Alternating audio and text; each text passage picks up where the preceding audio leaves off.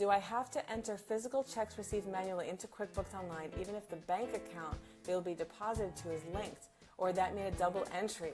Oh, great. Oh, I'm so glad you asked this. So the answer is, it depends how frequently you want to run reports and get information out of your accounting system. If you really need up to the minute information, somebody needs it, you need to make a decision, any time of day you need to look at your reports and know that they're complete and up to date. The answer is yes. When you write a check by hand, enter it into QuickBooks. And then later, when you download those transactions from the bank, everything that ultimately cleared, it won't be double entry because the technology will recognize, hey, same person, hey, same amount, hey, roughly speaking, same date. It will match it. You eyeball it in the process of matching and go, yep, QuickBooks, what you found was a match is a match. You click match, and that way it doesn't go in twice. However, if you don't need your financial reports that frequently, first, how could anybody not need their financial reports that frequently? Just kidding, just kidding. If an hour goes by without looking at a financial report, what are you doing? Just kidding. All right.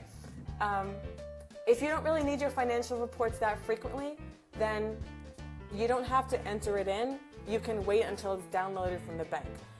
And that it'll be downloaded from the bank. You tell it what expense account is the appropriate expense account for the check, and you can call it a day. There's only one disadvantage to not entering it in, and that is, what if you wrote a check that never clears? What if somebody lost the check? Or what if it's just been a while and then ultimately you do look at your financial reports and you're not thinking about all the mental subtractions that you have to take from your financial reports? You don't really want to have to hold that stuff in your head. Now, if typically the people you write checks to have a pretty quick turnaround time with deposit, it's not a big deal.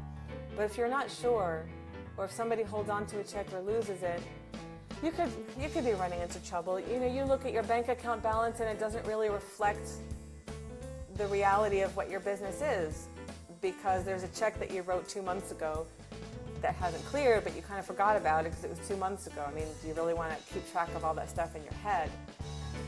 You have much more interesting things to keep track of than whether or not a check cleared. So, that's the framework that I would use to make decisions. In my case, I don't like to hold anything in my head. I don't like to hold anything in my head at all. So, that being said, I would get it into the accounting system, but if that kind of time lag isn't really a factor for you, then you can skip it. Just be aware that if somebody comes to you and says, hey, you wrote check number 123, but I lost it, can you issue me another one? Ask for it. Well, you can't ask for it back. I mean, you're kind of in a little bit of a rock and hard place. You'd have to make sure that you're clear on, are you going to charge them to cover the stop payment fee? Did the check go stale? When actually was it written? And what's your bank's policy for after how many days? Oh, thanks, Silas. Yeah, what's your bank's policy for after how many days does the check go stale? That even if your vendor finds it and takes it to the bank, they won't cash it anymore. That information, if you haven't recorded the check in your accounting system, could be lost. And it would put you in the position of having to incur a stop payment fee when one is not really necessary. So there could be a financial cost to not entering it in.